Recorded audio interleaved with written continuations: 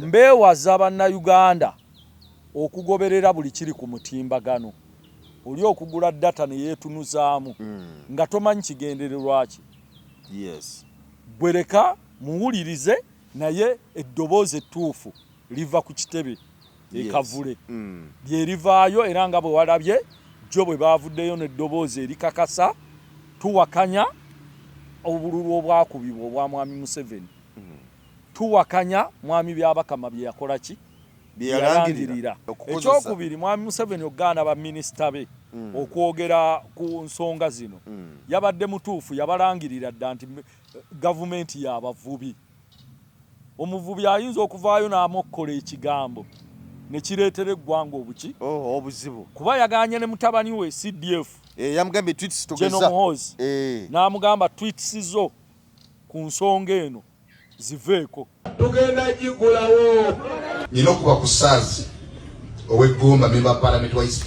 Teboogerwako bw'asitukanaga ngenda kubanduka gwe tolina mikono. Mwami Museveni mu poliisi yawangulu. Sijja kulya musaayi gwa bannayuganda. Ekyatutwala mu struggle kubeera ne Kyagulanyi kufiirira nsi yaffe. Gamba tojja kutuma muntu kuzikugirayo. Sijja kutuma muntu kuzinzigirayo. Atona Byabakama yategese kano. Yagenze muri kodi y'ensi yonna. Ekitusibye mu nnaku bwe butakkiriza mbututiitira mbu omuntu wonna ayogera amazima bajja kutta. Baffe batutte naffe tufiirire ensi yaffe. Bantu batonda mbalamusizaako nze omulanzi Ssenkubuge Jaffaali.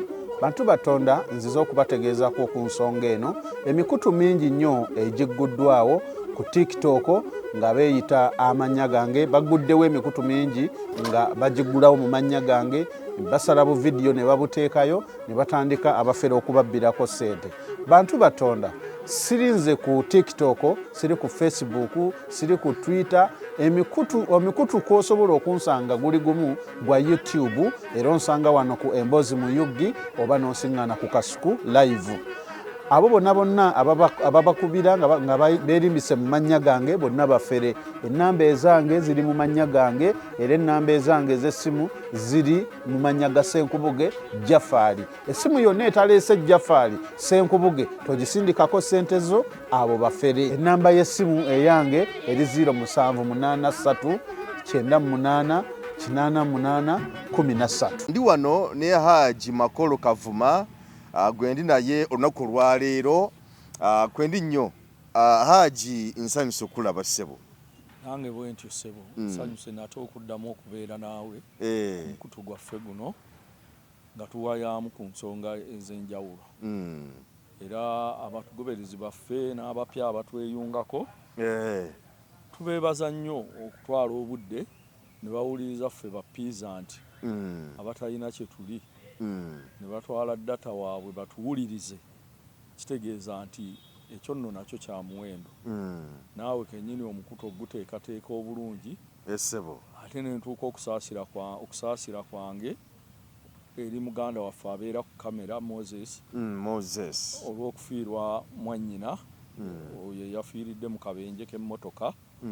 Tusaba Mukama Katonda amusaasire amugumye ate n'omugenzi amuwa ekiwummulo eky'emirembe. Amiina. Kale Haji we tujjidde olunaku lwaleero ng'ebibuuzo bingi kubanga olunaku olwajjo ekibiina kya NUP kyayise olukuŋŋaana press conference era ne boogera ku nsonga nnyingi nnyo era basigadde boogera ku nsonga era ez'akaluke twavuddemu nga bagamba nti baagala okutegeera ebyo ebiri mu buwandiike ebyava mu kalulu ketwakuba mu mwaka guno mu January nga nakuze omwezi 15 kati bagamba tubyetaaga mu buwandiike era nebugenda okuvumirira ebyo ebyakalimu era nalabyeko awo yabadde Nambeshe Honorable Nambeshe yabadde ye n'agamba nti President gyali ali bulungi nnyo era yabatumidde bannayuganda yagamba nti tiyazanye na ddoboozi nti eddoboozi ababaka be twasoose okubeera nabo ku makya mu lukuŋŋaana olw'akafuulu twasooseemu mu kizimbe bo bamuwulidde ku ddoboozi lye ninagamba nti bannayuganda President namwe yabatumidde n'ebirala bifaananako ng'ebyo kubanga mmanyi nti nno Haji ng'oli mukwano gwa President ndowooza si kuva kati nga aze mu by'obukulembeze naye kuviira ddala eri mabegandoza ng'akyalina muyimbi era mukubira ne munyumuya ne mwogera wano nawali afunika wabaawo ekiseera kye bayita ekya emergency kino ekiseera kye tulimu kyakazigizigi nyinza okuba nga sisobola ku reviewinga source oba afunika oba tafunika kubanga olwo ekitugendererwa kyaffe naye kiba kifudde okugamba nti okumbuuza nti omuntu eyeekwese alabika yeekwese talabika kuba olwogamba bwolivinga sosi na biki oba ejjeewo ekigamba nti yeekwese olwo aba teyeekwese naye kati yeekwese nga ensonga enkulu eyamwekwesa yeyokuba nti yafuna amawulire okuva mu sosi ez'enjawulo nga zimukakasa munda mu gavumenti twaliwo obutujju obwali butegekeddwa omukolo waako sinakindi butwala obulamu bwe ng'omuntu yenna ku lw'obulamu bwe n'atyamu n'asalawo asooka abulемukko yesebo so ekyokugamba nti afunika oba tafunika ekyo tukimulekere n'abakulembeze baffe ab'oku ntikko naye nga ekikulu mu byonna nange ngatta eddoboozi lyange ku lya deputy president waffe wa Eastern mukulu honorable Nembesa nti president Kyagulanyi Ssentamu omulondi omanye ebintu biri bibiri eyalangirirwa n'eyalondebwa byaki byanjawulo oli eyalangirirwa waliwo kivuka kyambuuzaawo ti sebo Geoffrey gwe walonda yafuga oba nedda kaakati oyo tannayawula eyalangirirwa n'eyalondebwa abantu kuba Kyagulanyi yalondebwa abantu naye ne balangirira gwe bakola ki so gyali bulungi era emirimu egyetaaga okukola agikola naye ku lw'obulamu bwe akyali mu mbeera eyo gyagikoleramu kuba nti yasalawo asooka abule okutaasa obulamu bwe kuba obulamu bwe buggwawo tewaba kiddako buba buweddewo so bannayuganda ekyo nange ngatta eddoboozi era mbakakasa Honorable Nembesa kye yayogedde kyekituufu sikinaako nnyo kigenda walako ekyo nalabyeko waliwo ekifaananyi ekibadde kitambula okuva ndoza wiiki eno oba lweyatandika ekifaananyi ekyo nga kya Babi Kyagulanyi mukyala President Robert Kyagulanyi Ssentamu ng'ali ne Solomon Kampala nga akutte ekimuli nga kireka okuba nti Solomon Kampala yakimuwadde ate nga ffe tumanyi nti no Solomon Kampala ali mu ggwanga eri Amerika gye yagenda ku misomo n'ebirala abantu gamba nti ye kati yamaze ali mu ggwanga eri Amerika era naye ku lw'obulamu bwe fuluma eggwanga n'agenda mu ggwanga eri Amerika so bwe bityo bibiri naye katusabe ekisinga obukulu ffenna twetaaga mirembe n'okulaba nga buli omu waali anywererawo nga obulamu bumutambulira bulungi kyekisinga obukulu naye nga emirimu gy'ekitebe gitambula era abakulembeze tubeebaza okusigala nga bali faamu eri bannayuganda naye nalabyeko abagamba nti gitambula kasoobo olw'ensonga president abadde abeerangawo naye kumpi nga buli wiiki by the way obadde wondoza press conference yaliwo ya buli lwa Monday nga buli lwa Monday press conference ebawondoza balinga lwa Monday n'enkuŋŋaana ez'enjawulo ng'olaba nti obuli emirimu gy'ekibiina gitambula nga giri active gitambula kinnawadda naye okuva president lwataliiwo abantu abamu balaba nti oba oli awo emirimu giri mu kasoobo tegitambula bulungi nga bwe gyali badde ate nga newankubadde nti sekretary general abamyuka b'omukulembeze weebali newankubadde nti abamu badde babakwatawo nawali naye babamu bateereddwa nti weebali n'abalala naye gabula nti emirimu oba oli awo waatali gitambula kasoobo first of all nkiddamu kitegeeza bannayuganda gavumenti gye tulwanagana nayo eyannakyemalira omufuzi wa kuno emaze mu buyinza emyaka 4 eyagala tukalakata mirala 5 ewezaanamu 5 which means nti mu butuufu bw'ensonga ebaako engeri gye yeenyweza eyina ssente eyina ebyokwerinda eyina buli kimu ekisobola okutataaganya emirimu gy'abagivuganya ogijja mu buki mu buyinza.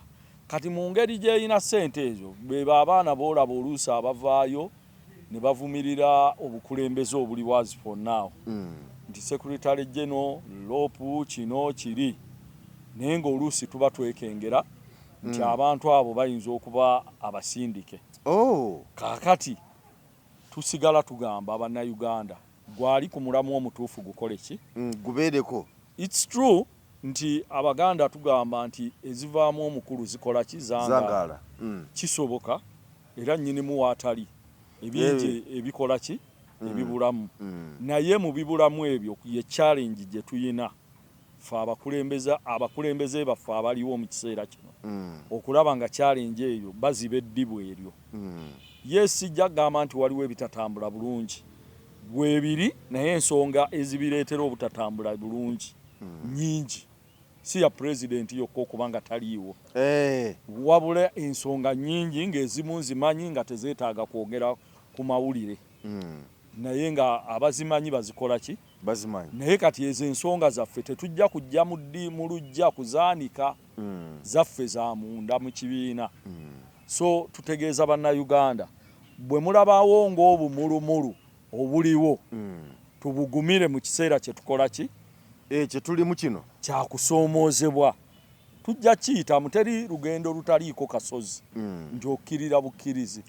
Kati tuli ku kasozi naye tujja kutuuka ekiseera tukole ki tukkirire. Wabula kyensaba bannayuganda nti mugoberere amaloboozi amatuufu ag'obukulembeze bw'ekibiina ge butukola ki ge butugamba era kye butuwa nti Secretary General w'ekibiina David Lewis Rubongoya yentabiro etambuzibwako ekiki ekibiina kuba ye Ssaabawandiisi. Katuyinawo law tuyina ba deputy president abakyali ebweru abawadde nga muganda waffe Muwanga yakyali mu kkomera. Tukkirize tutambule n'abakulembeze bano mu kaseera kano ak'akazigizigi naye nga kyembakakasa nti abakulembeze abo bawuliziganya bulungi ne president waffe era buli kigenda mu maaso akikola ki akitegeerera akigoberera. Mbeewaza bannayuganda okugoberera buli kiri ku mutimbagano. Oli okugula data ne yeetunuzaamu nga tomanyi kigendererwa ki. Bwereka muwulirize naye eddoboozi ettuufu liva ku kitebe ekavule lyerivaayo era nga bwe walabye jjo bwe baavuddeyo n'eddoboozi erikakasa tuwakanya obululu obwakubibwa obwa mwami Museveni tuwakanya mwami Byabakama bye yakola ki bye yalangirira. Obukulembeze bwasabye buli yafuna ekisago kyonna mu kalulu kano ajje ku kitebe aleete n'obujulizi kuba tuteekateeka okutwala gavumenti eno mu ICC. Obujulizi bukole ki bubeewo. So nsaba bannayuganda eddoboozi eryawamu erya pate omwogezi ye Joel Ssennyonyi honorable Ralopu waffe gwe muba mulinda ayogere ne Secretary General yentabiro y'ekibiina kwekola ki kweyimiridde ba deputy president ne balyoka beegattako. Kati ffe abamemba n'abawagizi tuli baddembe okwogera byonna bye tukola ki bye mwagala bye twagala naye ebiri official bye biva mu bantu bameka babiri spokesperson w'ekibiina honorable Joel Ssennyonyi ne Secretary General Ssaabawandiisi ow'ekibiina ekyo gaggadde. So ensonga eyo nja gikomekkerezaawo. Okay. Kakati atale tukyali awo mu lutalo olugenda mu maaso wakati w'eggwanga erya Amerika, Irani ne Isirayiri. President yavaayo nabwe ebiragiro n'akoma ku CDF obutatwitinga ku lutalo lugenda mu maaso ne bannamagye abalala ba minisita obutabako na kintu kyonna kyebanyiga mu kaseera kano ku lutalo olwo. Yabadde yakamala okuba ebiragiro ebyo gavumenti ya Irani wakati mu lutalo lw'erimu ne Amerika bepo ne Isirayiri yegayiridde Uganda okukozesa ekifo ekyo kye balina ekyobwa omukago gwe balimu ogw'amawanga gannampawengwa non-aligned movement okuvumirira obulumbaganyi ng'agamba nti omukago bwe gatemu gwa non-aligned movement gati muvumirire Uganda muvumirire ebyo byatukolebwa ku ffe nga Iran byatukolebwako eggwanga eri Amerika ne Isirayiri. Uganda teri mu kattu kati bw'otunulira essaawa zino bye tulimu olaba wano wali bibuuzo bingi simanyi Uganda eyimiriddewa mu kiseera kino era kikyeteekeddwa okukola. First of all, Uganda engeri gyeri yankwe abakulembeze baayo abagikulembera engeri gye bali bankwe tebayimirira ku magulu gaabwe. Ekirala obukulembeze buno obutiitiizi nnyo lwakuba bwekangabiriza naye bwe bumu ku businga obuki obutiitiizi kubanga bw'obeera n'obukulembeze ng'obwo obwa NAM non-allied movement bukuwa eddoboozi eryawamu. Kituufu ffe tubulina Mwami Museveni yabulina naye toyinza kulaba lutalo lunene bwe lutyo nga lugenda mu maaso n'osalawo osirike. Anyway, ayinza okuba yasazeewo Mwami Museveni akikole strategic kuba America si nnyangu emuwa ssente empitirivu ate eyinza okumugulako olutalo lwayinza obutamalako kuba bw'otunuulira ekiri e Rwanda's Panao okuva endagaano eyakusibwako omukono eya Sekedi ne Kagame mu America Kagame n'akomawo n'akola kyennyume ky'endagaano ebituuse ku M23 omwogezi waayo Mulamba yatuuka okukubibwa n'abasirikale baayo bangi bakubwa naye ng'abasirikale abo kiteeberezebwa nti bakubwa ejje lya Amerika ensi ya Amerika be baasindika mu Rwanda nkati nga mukulu Trump agamba Kagame wava kuki naye nga mu ndagaano eyo nkuyisaayo nkulaga ensi bwe zitambula nti mu ndagaano eyo yakolebwa kaali kanyeebwa akaategwa Kagame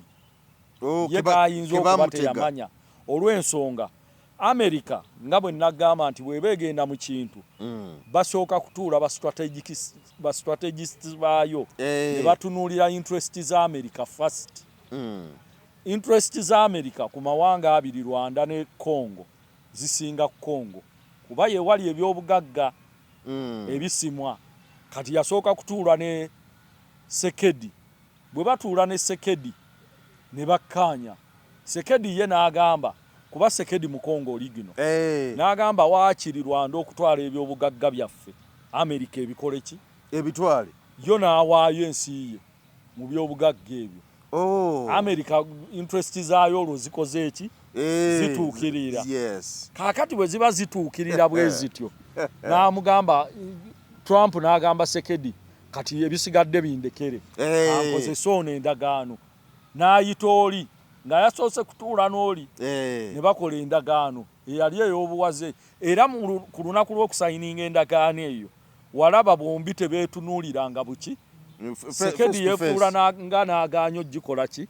ogisayininga kaakati enkomerero gye byawedde Rwanda yagudde mu katego kaki twogerera baagitaddeko sanction abajaasi baayo ab'oku ntikko abawera bana ab'amaanyi Kagame mu kuriyakitinga yakozesezza obusungu era yatuuse n'okugamba those sanctions those are fools ng'abavuma kakati ekintu teeyo nti naamu ekulemberwa Mwami Museveni yes nnene eyina eddoboozi esobola okwogera ku nsonga za Iran naye Uganda yeetaaga Iran yeetaaga America ate mu ekyo sigenda kunenya Uganda yokka gwe ba alayi ba Iran bameka be waawulidde abaafuddeyo okuvaayo mu lwatu kuba China alayi wa Iran Russia alayi wa Iran zi South Korea zonna zi alayi kati olutalo luno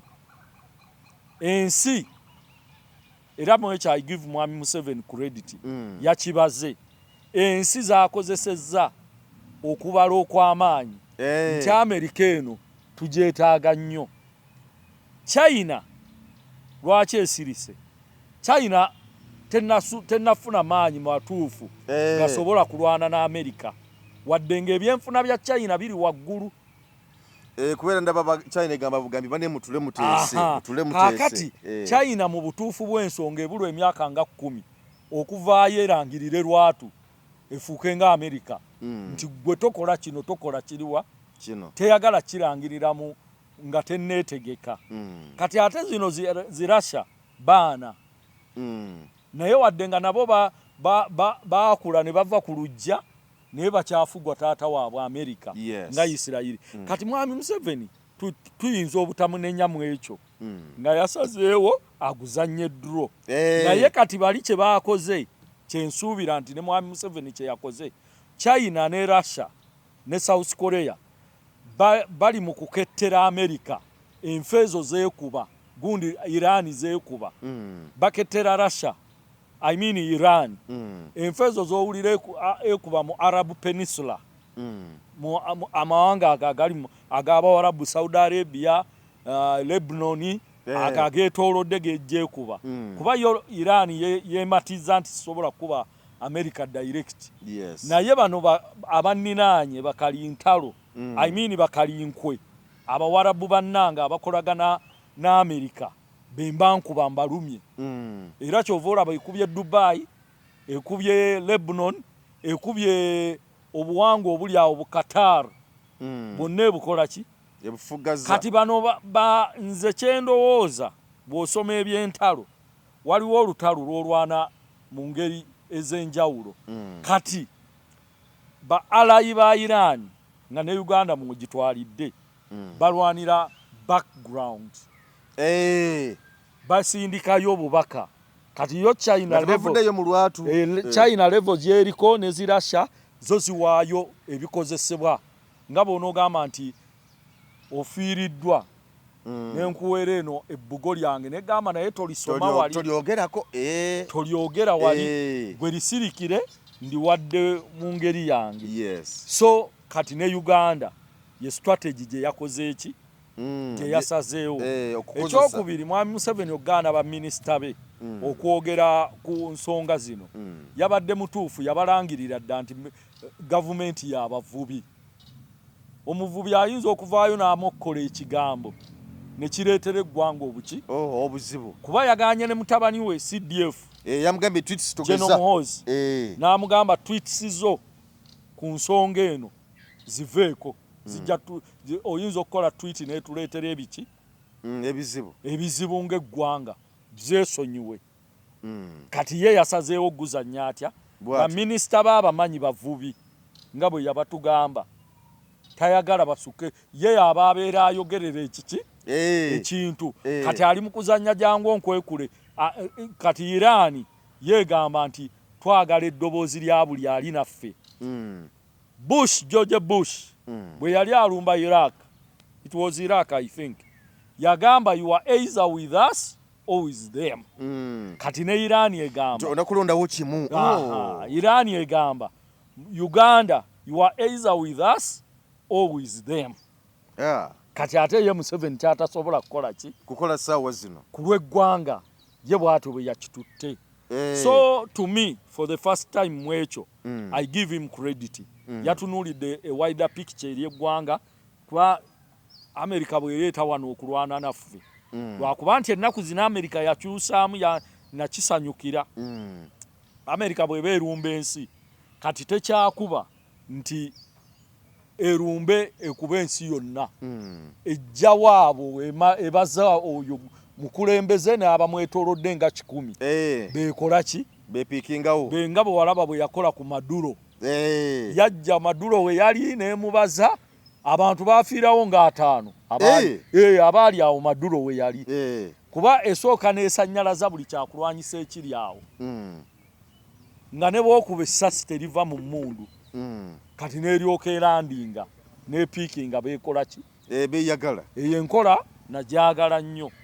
nti esevinga obulamu bw'abannansi abalala abatalina muki musango so mwami Museveni yabadde strategic nnyo okubanga agaana abaminisita be yeetika olubengo olwo ayogerera ensonga ku lw'eggwanga nga bwe yasazeewo engeri gyali nti bombi abeetaaga gwobadde okimanyi nti n'agamu ku mafuta agajja wano gayita mu Iran bulungi nnyo amafuta ageetoolodde ensi yonna agasinga era kyova olaba nti olutalo olwo bangi baagala okuteesa kukole ki kubeerewo kuba bangi bakozesa omugoogo ogwa Iran balaba nti embeera egenda okuddirira si nnyangu kati abakulembeze bateekwa okwegendereza kyekyo Museveni kye yakoze mu buufu obwo bwe yayitidde newankubadde nti ate abantu abamu naddala abagala enkyukakyuka mu Uganda kati kiri kyogambye nti yakikoze ku lwa Uganda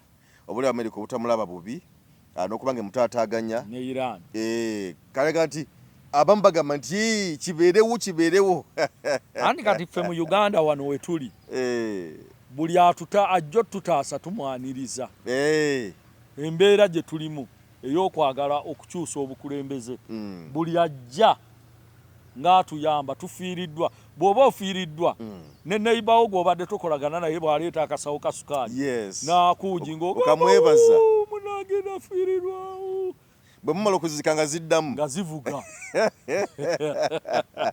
kati embeera eyo yekola ki yeriwo buli omu tumwaniriza mu mbeera gye tukola ki gye tulimu so ku ekyo nze ndowooza Mwami Museveni yabadde strategic okudifendinga ebiyinza okuddirira n'ebirala ate bwe yalabye eri gye nkuyisizza ewa Kagame kuba Kagame kati ali ku ccupa ne waasula bagamba entambula zakyuka takyamanyiddwa waakola ki wasula bulungi bano abasajja bazibu nnyo Abamerika kati bw'olaba ekiri ewa muliraanwa tokirinda kugwawo okyetangira mangu yesebo naye Trump ono nga mujozi katono nga mujozi nnyo yafulumiza jjo ekiwandiiko n'agamba nti Iran tegeeza neronda supreme leader omujja agenda anasikira ono yabaddewo nga ye tali involved nga tikirinamu mukono tebageze ne bamulonda anti America ye super power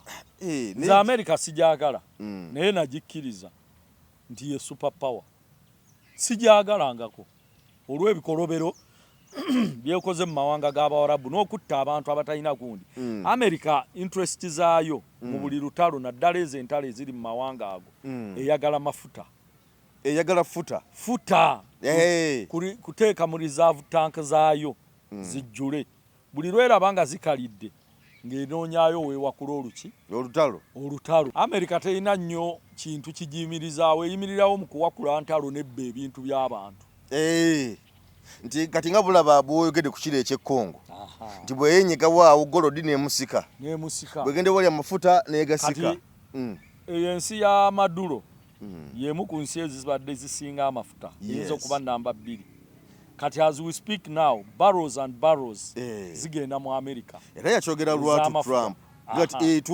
ffe tufuna ki tuwakisiganyiza tutya ge mafuta ago kati bano Abayiraani bagejja ne bagyesammula ne bagiteeka kuba batadde ku Iran sanctions ez'enjawulo naye nga balaba ateegenda mu maaso ne development zaayo olw'amafuta geekola ki geerina so kati America yo efunira mu ntalo otegedde ensonga kati eyagala supreme leader alondebwa addirira Ayatollah Khamenei babeere nga bamuyinamu omuko nga boolaba bwe yalondera Libya abakulembeze nti weebali mu kifaananyi naye nga si bwe bakola bwe yakola Iraq bwe yamala okumalawo ebyobugagga bya Afghanistan n'eryoka egamba nti kati tuvuddewo ng'era babikalira kati eyagala esigale ng'erina omukono mu buyinza buliwa naye kigenda gisumbuwa nnyo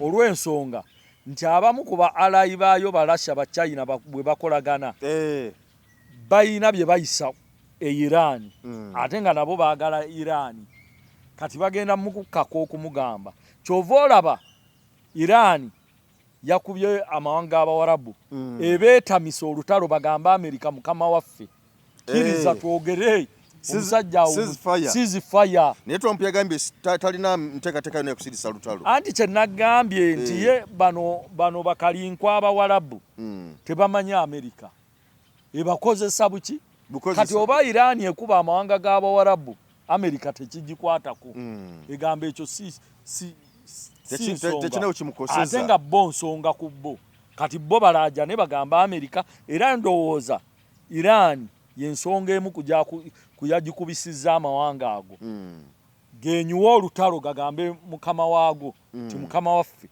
tukakanye ebyokulwanyisa oba okitegedde tusobole okuteesa so olutalo olwo luyinza okuva mu Third World War bwe tutalwegendereza kuba Iran egugubye egambye tewakyali kuteesa twateesa ekiseera kyaliwo ne tulemaga kyewatukozeeko kubanga Iran okumanya America ejooga yalumbye neekuba omuntu asembayo mu bukulembeze bwa Iran okujooga okukola ki okusemberayo eyo strategy yabadde nnene nnyo eri America nti enafuye abantu b'omu Iran ebalage nti temusobola olaba mu lulumba olusoose enkubya oli kameni mangu awo kati ate mu abawansi n'okunafuya obukulembeze bwa Iran naye ndi musanyufu nti Iran teyayekubagiza yasitukiddemu netandika okola nze I believe to a person eyerwanako neyerwanako so kati kino ekyaffe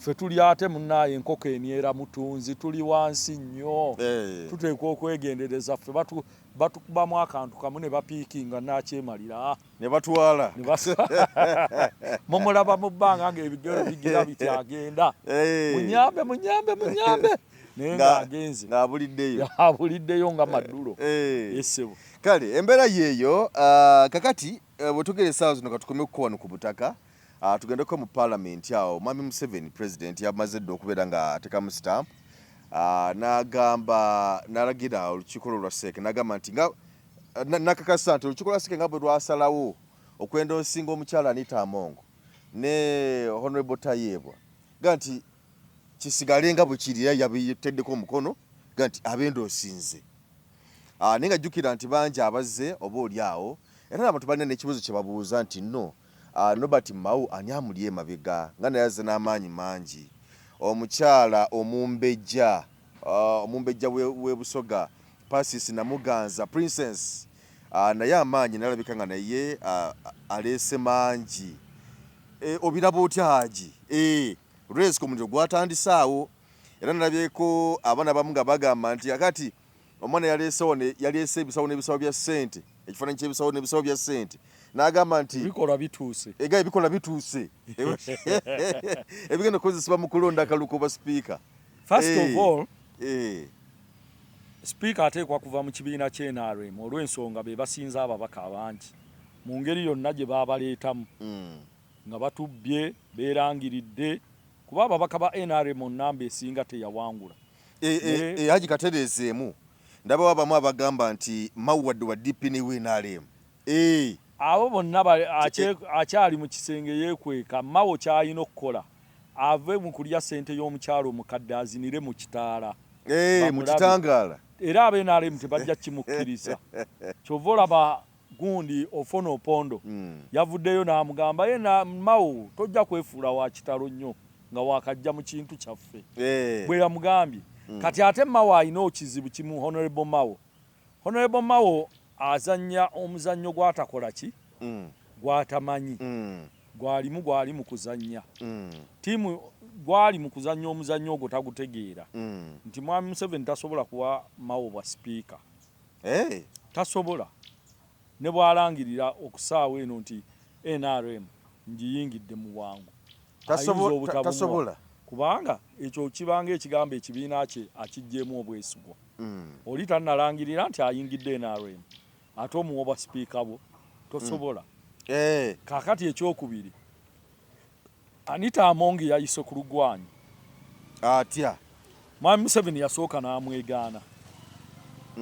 nti tetunnamwendoosinga naye ng'omanyi lwaki yakola ekyo behind the scene Anita Among ayina ebizibu bingi nti Anita Among yakuŋŋaanya ababaka baali 307 mu kuimpiikinga olunaku lwe bayimpiikinga Honorable Namuganza namuga Anita Amongi yafuna ababaka 4 Anita Amongo nkujira yafuna ababaka 4 4 lwe yali aggulawo amakage e Bukeddeya. Kati wano mu parliament mu kuimpeachinga Honorable Namuganza out of 500 MPs yafunako 3 n'okusoba. Kakati bw'oba ddala ng'oli mu deep politics nga wawuta ku supu w'engege Mwami Museveni yabadde tayinza kuvaayo mangu n'amulangirira. Ba think tank ya Mwami Museveni ababaka abo baraba ebina be yafuna nga ggulawo amakage e Bukeddeya okuva wano okutuuka e Bukeddeya waliwo mayiro ezisoba mu 2. Kakati ne batindigga olugendo olwo ababaka 4 bwe batuuka e Bukeddeya ne bakola emikolo gye baakola ne basulayo wano ku Namuganza mu parliament n'amobilizinga kiteeberezebwa nti baagulirirwa sente zitakka wansi wa miliyoni agaaga bayimpeaching kuba Anita Amongi yalina olutalo ne Namuganza oluli personal si lwa ggwanga wabula luli ki personal. Kati ng'ayagala alage Namuganza nti nze head wa parliament nsobola okukola kyonna ekintu nze kirina. Kakati bwe yakola ekyo Mwami Museveni ne bamutwalira kuba yalina okusayiningako nti ono bamwimpeachinze. Mwami Museveni bwe yatunuulira olupapula lw'okuimpeachinga Namuganza nti bamugyemu obwesigwa n'agamba omukyalo ono ku babaka 5 afunyeeko 3 n'okusoba. Ng'abala ebyobufuzi nze kyendowooza yagamba ejjoogo lino Anita Amongi lyaleese ajja kwefuula ow'ekitalo mu parliament. Era y'ensonga lwaki yagaana Anita omuggyako okusayininga ku kiwandiiko ekyo bamugobe mu parliament Namuganza ng'ayagala naye alage nti wadde wakozesezza ababaka ba parliament nze head ekyo n'amuwangula. Museveni n'awangula Namugundi Anita kuba yagaana n'agamba nze nnonda ba minisita si gwe abayinako obuki obuyinza. Kati awo Anita yagwa olubala yayina kusooka kuperereza Mwami Museveni n'amulaga obuzibu n'amukkiriza n'amugamba genda mu parliament okikole ki oba si kyo yayagala amuleka amwanike amala amulage nti nze nkola ki amanyize nga lina ekyo mu byobukulembeze oba banakitegeera abantu baffe kyenzijjako kiikino nti bw'otunuulira ababaka bali ebina begambye abaali e Bukeddeya nga ggulawo enju n'otunuulira ne bano 3+ kitegeeza nti ensi y'abazungu yonna bwewa Anita billions of dollars million dollars of money asobola okukondakitinga impeachment ejjako Mwami Museveni. Yes bw'aba asobola okumobilizinga ababaka 4 ne bagenda eri n'amobilizinga 3 n'okusoba ne bajjamu minisita w'obuyinza. Kati ekyo ba think tank kye bagamba Mwami Museveni ky'omukyalo ono tumuwadde obuyinza naye obudde bwonna asobola okutwefuulira kuba Anita Amongi oyo omulaba first of all ali lake alina omukisa nti akola buli kintu kye nekikola ki nekitambula bulungi nekisucceedinga. Kati bwe bamubuulira ekintu ekyo Mwami Museveni n'agamba omukazi ayagala kuleeta lusiddiiki nina omugema ontegedde. Bwe bamuwa ekiwandiiko n'akiteeka mu kabati jjukira nti Mwami Museveni yasindika yateekawo akakiiko oba okajjukira lwe baateeka ku Anita sanctions zaaliko kati n'agamba katunoonyereze ekituufu kye kiddala n'ateekawo akakiiko kanoonyeze ku byobugagga bya Anita mu mawanga g'ebuki era lipooti yafuluma. Wali owuliddeko we bagisoma wonna? Tewali. Museveni agiina yamanye ekigikola ki ekigirimu. Kati ayinza okuba yakizuula ayina essente empitirivu ebyobugagga kituufu abadde nabyo mu mawanga ago kati ng'ayinza okunkolako obulabe anytime. Kati kamukole ki kansooke mugemeraawo. Yensonga lwaki yasooka ndowooza okugaana omwendo osinga ng'ayagala mulayiza amukamule todde mu kino todde mu kiri todde mu kino otegedde point wekiwuzikidde. Kati Anita neyeyanjala n'agamba mukama wange saamanya nsobi nsonyiwa n'afukamira n'amugamba kati otegedde obuyinza bw'obanga ogenda okukola ebintu sooka Yes, wano. Kati bwe yatunuddemu mu beesimbyewo Namuganza yali badde Namuganza she's a darling ewa Mwami Museveni era amwagala nnyo nga muwala we gwakuziza kuba ayise mu structure ze NRM yaliko deputy RDC Luweero yaliko akulira abavubuka Namuganza waabwe ebukono yaliko mu NRM mu bifo biki bingi ate najja alaga amaanyi ye mukyala eyasooka okuvuganya ababaka eyewaabwe gyava nga wa NRM Namuganza ayise mu structure za NRM era tabuusibwasibuusibwa nti wa NRM wabula ekyenjawulo ekimuliko ku mulundi guno nti yazze mu parliament on independent card wadde nga ali niiningi ne NRM kati tasobola awo naye muwa kintu ekyo olw'embeera naye osanga singa yabadde nti yajjira ku tiketi ye NRM n'ekirala emyaka ayinza okutunulamu emyaka n'agamba ono omwala akyali muto wadde nga ne Anita Amongi si mukadde ekigenze waki ewala mukyala wa president w'omupiira Mwami Magogo kakati Mwami Museveni ali strategic nnyo era kyensuubira agenda kuyita Namuganza amugambe according to this and this my daughter va mu race ayinza okukikola oba si kyo nga ye bwazanya ebyobufuzi bye ayinza n'omusponsoringa n'amuwa enkalunga nnyingi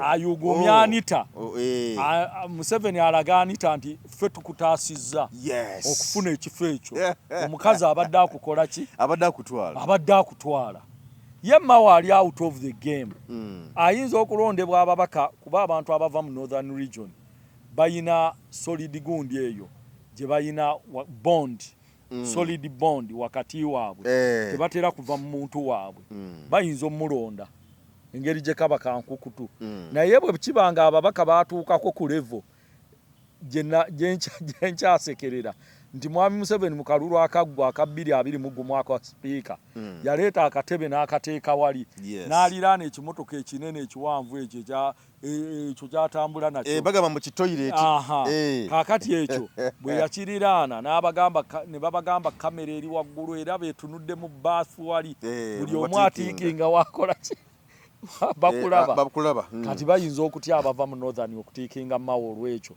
naye nga balina solid bond eyo yebafuula abawaki abawamu naye nga Mao is qualified okubeera speaker even is more qualified bano abalala nabo basobola bali qualified kuba BMP naye at the end of the day NRM ababaka baayo bakuzinira ku ntoli naye ababaka ba parliament olwokuba baagala okulya ku kaguleevi akaika ebikola bye walabye ebyatuuse babadde tebayinza kukkiriza bamulondera eri alina okujjako gye bali ayiteko mu constituency nga abayitamu bafune ku guleevi bawuuteko kuba babadde Anita ye strategy ye yabadde ayagala kusevinga ng'ayagala kuyisa ttooke mu baseeke bokka bamulondera eri ajjire mu madaraka yawedde edda okukola ki kani bano ne bagamba nedda ajje wano ffe tumukola ki ffe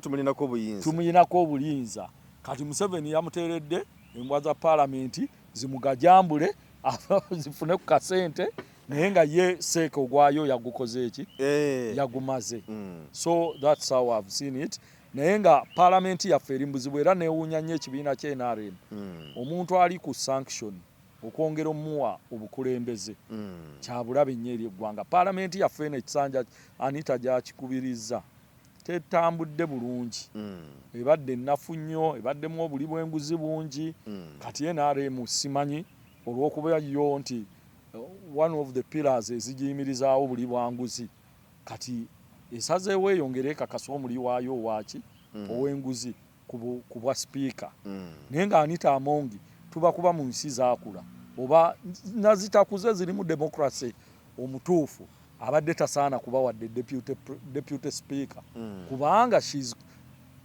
emisango egimuvunaanibwa corruption ate nga ne mu parliament tugirabyeko abaana ku ex muganda waffe Jimmy Spire yaggulawo campaign eyayanika parliament mu buli bw'enguzi bonanza ya ssente ezaagabwa ezitali mu mateeka okitegedde kati oyo abadde tadda. So at the end of the day katulinde akalulu katambule naye nga sisuubira kyamaanyi nnyo kijja kwawukana ku ekyo kyayagala kuba yasinga ababaka. Nze mbadde nsaba ababaka baffe n'emikwano gyaffe abalala temulonda Anita Amongi. Ababaka ba Parliament mbasaba temulonda Anita Amongi. I rather vote Namuganza okusinga okulonda Anita Amongi. So mbakubiriza ababaka ba Parliament mutukolereyo surprise mugiwa abalonzi muga Anita Amongi awangulwa akalulu. Kyejjenga kubeeyo ebeera surprise bagitukube. Yes. Thomas Tayebwa yayimiridde atya? Thomas Tayebwa enzanya y'empiki taliiko nnyo nziro wadde abadde akola n'oli naye ng'abadde ye mu buntu taliiko nki nziro era talina lutalo n'ababaka ba Parliament abasinga bamuleka oyo bamukooneramu ate mpulira amawulire nti aweweera engalo za mukama we naye ye peweera ye yanjawulo ziyina engeri eno mu ngeri y'ebbuga eri gye nagambye gye ziweweeramu bwe mpulira bagamba ababaka abamutuukirira ate muntu ali mwangungu simwogerangako naye simumanyi nnyo okuva lwe yaliko mu FDC yaffe n'agivaamu gye twali nga tukyali mu FDC n'avaamu. So oyo yes tumudebatingako nnyo kubeera of course baba kyakoba ne mama kyakoba kati weba nalonda oli be bajja okumulonda lwakuba nti nze mbadde nsaba batukolereyo surprise. Tetunafunayo opposition ayayaaniranga kululise mu jubwe yavaayo. Tetunamufuna ku mulundi guno alaga interest mu ntebe eyo. Yesebo oba batya gaga nti speaker singa ojja okumuvuganya opposition nolaga interest mu kumuvuganya Semujute yamuvuganya botulipoyinza obutaddamu kumufuna Semujute yamuvuganya omubaka wa Parliament tagenda mu Parliament ku mmase ya Anita Amongi. Mpulira mbu abasinga bamutya lwa kukonkona woofiisi anti bwebwo obutali bwesimbu mu mpeereza madamu twagala gendako mu bw'atakuwa tripu ng'osigalawo madamu kakati nalwadde kakati ng'osigalawo kyogamba ababaka tebali abasigalawo nga tebakolagana naye. Wuuyo nze ekimu ku lwaki njagala nnyo mukyala Namuganza oyo yali ampaliriza n'okunoonya ku mukyala omusoga Namuganza we wasiza omusoga omuntu ow'eggume atamala gakkiriza. Kati you rather leave it like that. Okay, naye nga simanyi kati ani ayinza okuvaayo awo kubanga yali badde Lopjoy Ssenyonyi nalabika nga naye akyayagala waawo. Anyway, katulinde tulabe tomanya mu maaso oba wanaabawo avaayo naye ndowooza n'abantu oba oli abo bali badde bavaayo bati akirise mu Uganda kyeyatuukako okuba nti nate obulu 15 yafuna 3 mu 5 15 sikyajjukira bulungi n'abamu ku opposition tebaamulonda. Kati nza kye batya oba oli abo abasinga bagamba nti tugende omukazi atulabe bulala ate ng'osembye yensonga eyo kuba speaker naye nga speaker tunoonya integrity eriwa mu ono gwe mutwenda osingira integrity eriwa nga yeeyisa nga bw'olaba yeeyisa ababaka abakangakanga nga baana. Kyenvudde nkugamba we need a surprise ekuba Anita Amongi afulume kuba speaker talina integrity emufuula ekyo kyaggwawo dda. Kale toyanza nnyo toyanzeege agange nze Geoffrey Mayanja Museveni yasiibuludde abasiraamu nalabye muganda waffe Honorable Nsibambi Latifu naye bwe nabatunuulidde ekifaananyi ekinene kye nafunye mu bulamu bw'ensi eno buli omu alina kyayaayaanira. Kati abo ba Honorable Nsibambi Latifu n'abalala bannaabwe balabika babadde bayaayaanira okubeera mu madaraka ago nga balya ku piraawo oyo wa buli kaseera okuva ewa Mwami Museveni. Nabalabyawo nga banyiridde nabalabyawo neŋŋamba yiyi kati ensonga abasajja bagigumiza ddala batyo. Museveni alina enkola atinkiza omuntu kati abo abatinkiza lindako mu mwaka gumu kitundu ojja kumbuulira nga tebakyayina ng'asuddewo. basajja bagamba nti basajja bennyo. Basajja be naye kati anti mwami Museveni yenkola ye.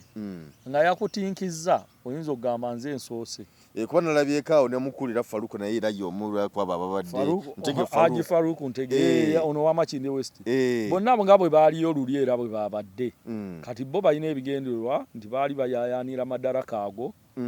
Okubanga bwe wabeerayo emikolo mu State House bajja ne bawuuta supu wa katiko ne balya ku kamere akalungi keba naye ng'ate babadde babisobola ebyo mu busobozi bwabwe kuba si basajja baavu. Basajja bagagga naye simanyi kiki. Naye anyway Allah abasaasire bafune obuwanguzi mu ekyo kye baluubirira. Kale njagala kujjukizako essomero lyaffe eddungi St Mary's Junior School Kambe Kakiri weeriri awo bannange mutwaleyo abaana bajja kubasomesa bulungi nnyo. Essomero lya mulembe kkiriza bajja kusomesa bulungi omwana ate nga twebaza abasomesa ne badirekita okuba nti n'abaana mutamu ewedde mu mwaka ogwo guwedde gwa 2025 abaana bakola bulungi nnyo. So n'olw'ensonga eyo ensonga lwaki ne baziza abasomesa ne badirekita aba St Mary's Junior School Kambe Kakiri bannange mwebali nnyo kusomesa baana, mwebali kubalabirira. Director bali kuteekawo nteekateekayo nesobozesa abaana okusoma obulungi mu environment ennungi kubanga buli kimu kyonna bakikola. Abaana ebyemizannyo babikwatako bulungi nnyo, entertainment bagikwatako bulungi nnyo, ate wagazi bulungi, ate nga ne curriculum empya bagitambulira bulungi nnyo. Abaana basomesa ebyemikono n'ebirala byonna emmotoka ezitambuza abaana weeziri, abaana babalisa bulungi, babalabirira bulungi. Kale n'olw'ensonga essomero bolooza ku ssomero naddala bannaffe anaffe abali mu Wakiso wonna n'awaliranyeewo alowooza ku St Mary's Junior School Kambe Kakiri lisomero lyokka ery'omulembe erijja okuyamba okulaba ng'omwana limusomesa bulungi nnyo sayidi awo. Kale kkiriza tumalize wano. Haji nkwebaza sebo nkwagaliza birungi byereere. So awo tugitambuza. Etambudde. Leero tusiibye olw'17 bwe tulimu. Wabulayo wiiki ejja n'ennaku endala ezigwamu entono. Wabulayo 13. 13. Weeks 2 by the way ziba ziringa 2. Weeks nga 2. Wadde ziba zibulako olunaku lumu okujjula naye alhamdulillah tukyakitambuza era twebaza omutonzi waffe nti ekiki ekibadde kitutambulidde mu ngeri eyo naye ekyannaakyemalira. Kale toyanza nnyo toyanzeege katubaleke. Munnayuganda tukwaniriza mu Kimbo wa Research King and Training Center mwebale nnyo mwebalire ddala mwebale okwejjanjaba endwadde nnyingi nnyo zitawaanya abantu. Omwaka guno ng'aba Kimbo wa Research King and Training Center twabaleetera ebintu bingi nnyo. Tuyina ebyuma ng'oli abadde nti n'amagulu galuma, omugongo guluma, oli agamba mbu nno sisitimu y'amagumba gange tegatambula bulungi nnyo, omwami nti n'amaanyi gakendeera, sikyatambula bulungi nnyo mu kisenge, enseke zange zazibikira, nfuyisa mulimu kabayina obuzibu bwa prostate ennaku zino. Abasinga obungi mulimu kabayina sukaali. Olina abeera ne sukaali type 1 oba olusi type 2. Mulimu ko sukaali ya controlling bwa mangu. Tulina sabbuuni ono wabeeru mulungi ddala era wa turmeric. Mmwe n'abayinako kenkovu. Abantu bw'obeera nga mweru kigenderere nnyo. Bw'obeera nga oli mweru osobola okubeera nti n'okoseza kano. Bw'obeera nga oli muddugavu osobola okukozesa oyiro wa foono nabeera nga akuyambye. Tulina ekyogo ky'emikisa ekyo kisobola kuvaawo nga sikyogeddeeko. Abantu abatawanyizibwa nti no siweebwa siganja abagadde family planning ey'ekiganda abayina pressure abayina sukaali naye ekyogo ky'emikisa gwe wenna nti siweebwa obulamu bwange bwonna bubadde mu bbato ngenza okusaba emirimu ngezezaako okwagala okugenda ebweru byonna byagaana. Jangu otutuukirire ng'aba Kimbo wa Research King and Training Center weetuli ewakaliga tuli wano Mengo opposite Lubiri SS. Bw'ova ku Lubiri SS obanga aserengeta ku katono awo boisa kusoti TV ejja kubanga otulaba. Munnayuganda w'otudde toyugana sooka enkunyumiza omulanzi Jafari Senkubuga asangibwa ku lusozi Lusaali mu Kyaggwe azze okukukolera ku mbeera embi ekulemeddeko ebintu byo byete bulungi ng'erigenda eddamba. Omulanzi Jafari Senkubuge Omukama Katonda gwe yattululako amaanyi ag'ekisalaziba nga gwalina ebirooto eby'omuddiringanwa by'otategeera va mu kwesumagga dduka za wakayiba ku lusozi Lusaali mu Kyaggwe. Omulanzi Jafari akunnyonnyola akawonvu n'akagga ate ng'okukukebera kwa bwereere kubanga naye ekirabo Omukama teyakimusabaako yadde ennusu. Naawe alina ebizibu nga biva ku majinni, emizimu, embeera embi eya buli ngeri. Mutwalire omugugu gwakutikkule, gwe weefunira oluserese tokkalire. Obubaka buno nga bukukutteko, kwatalidda mukono wa ntono oviremu ku siteegi y'e Nakisunga. Aba bodaboda bakutuuse nga gwava e Kampala ne bw'okwata eryato ku Mwale Ggaba ne likugobya ekisinsa oba ebule n'obuuza aba bodaboda, ojja kuba butoola n'Omulanzi Jafari. Oyinza n'okusooka okumanya ebikukwatako nga tonnagendayo ku bwereere, ng'oweereza ekirooto kyo ku nnamba gy'olaba. Oyinza n'okukuba ku ssimu eno endala. Awo Omulanzi Jafari Ssenkubuge ye n'oba ng'omukwasizza Kibyago kuserengeta mu Mukulubagga.